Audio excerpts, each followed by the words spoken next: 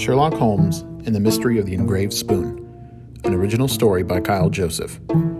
Chapter 2, Castle Winmore. 13th August, 1888.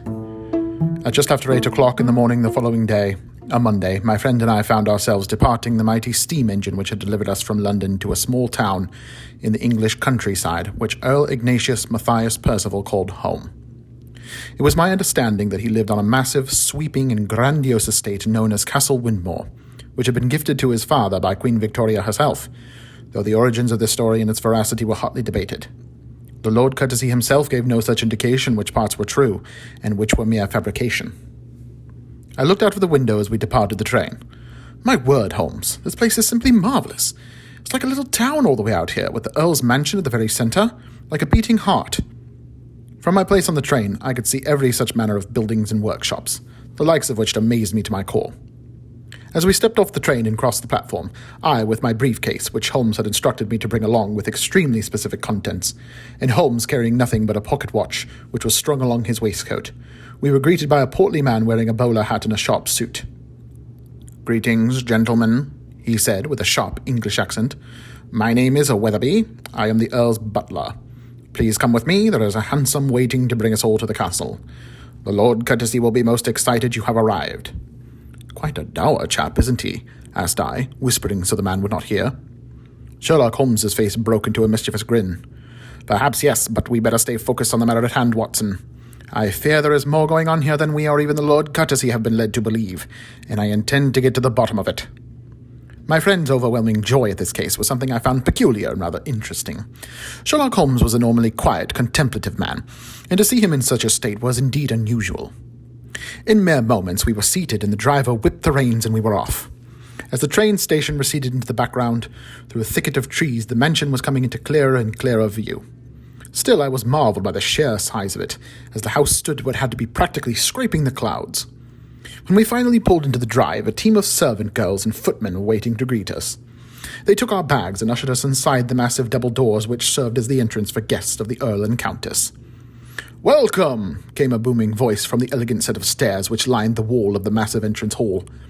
"So pleased you have arrived," the Lord Courtesy said. "A pleasure to see you again, Lord Courtesy," Sherlock said. "Please, please," said Earl Percival. "Enough with the formalities. I find it rather tiresome. You may call me Ignatius. I insist." Looking rather taken aback, Sherlock and I both nodded our agreement. "It's fine," said he, smiling. "On the way over, I already made up my mind the best way to get to the bottom of this most curious situation. I shall request that I be allowed to speak with each member of your staff, footmen and maids, and question them one-on-one." "Does that mean you don't want me in the room?" I asked, somewhat surprised, as my friend always insisted quite stubbornly upon my presence at all times. "Yes, indeed, Watson," said Sherlock, nodding. "Please do not think this is any reflection upon yourself, merely necessity in this case," he said cordially. "Ignatius, I feel it is best I interview the ladies of the house first, and then the gentlemen, if that pleases you." The Lord Courtesy smiled and did as Mr. Sherlock Holmes requested, informing the butler Mr. Weatherby that he should bring in the maids one at a time. Sherlock was set up in a small room on the side of the main hall, and as the first maid entered, the detective closed the door behind her. Their voices were quite low, as I could not strain myself to hear them from the room in which I was located. "Please, we will allow him to do his work. Join me in my lounge, won't you?" Ignatius asked of me. I nodded my consent that I would accompany him, and we retired to a beautiful room with massive windows which spanned all the way to the ceiling, and crystal chandeliers which dangled from above.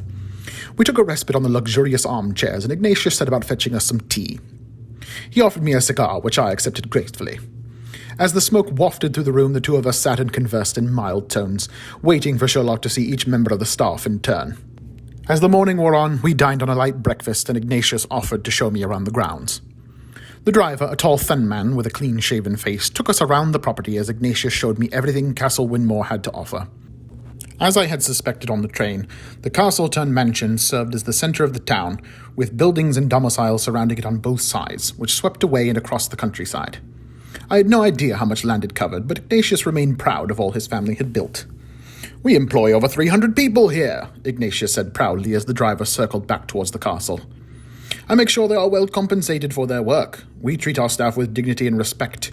£20 per week for the maids and footmen, which is unheard of in this part of the country, you know." I found that Ignatius surely held a rather high opinion of himself, but I supposed it was not entirely unwarranted. As we returned to the castle, Sherlock was beginning to interview the footman. "Is everything okay?" asked I. "Quite," Sherlock said, before closing the door after the first footman to enter. Throughout the rest of the afternoon, I busied myself with this and that, taking a tour of the house and visiting the servants' quarters. All of the staff were spectacularly well dressed and groomed and would be proud to be seen in the presence of the Queen herself. Finally, when it was well into the afternoon and almost evening, Sherlock Holmes emerged from the interview room as the last footman departed. As far as I knew, he had taken no meals or breaks during the entire process, and I imagined he was quite exhausted. If he was, he showed no sign of it. "Well," asked I, approaching him, "did you solve the mystery?" Looking completely dejected, Sherlock said, "It seems, Watson, this was entirely a mistake of my own making. We came all this way only to be unable to locate an owner, and with no more answers as to the origins of this engraved spoon." "A spoon does not just appear out of thin air, Sherlock Holmes," Earl Ignatius Percival said, storming over to us. "You plan to give up and admit defeat, just like that?" "I know when I am beaten," Sherlock said. "If there is some mysterious plot, I have been unable to deduce it." I had never heard such a thing uttered from the mouth of the consulting detective in all my time with him. Lost for words, I merely allowed Lord Courtesy to assist us in returning to the hansom as we climbed aboard and set off for the train station. "And the thing is done?" asked I, sure I was quite misunderstanding. Sherlock's face had never before quite been so defeated as it was now. It pained me to see him in such a state of dismay. "My dear Watson, there is not always some grand mystery to be solved. Perhaps my boredom made me too complacent in this regard, believing in clues when there were none to be found. Sometimes a spoon is just a spoon." And with that, we returned to the train in silence.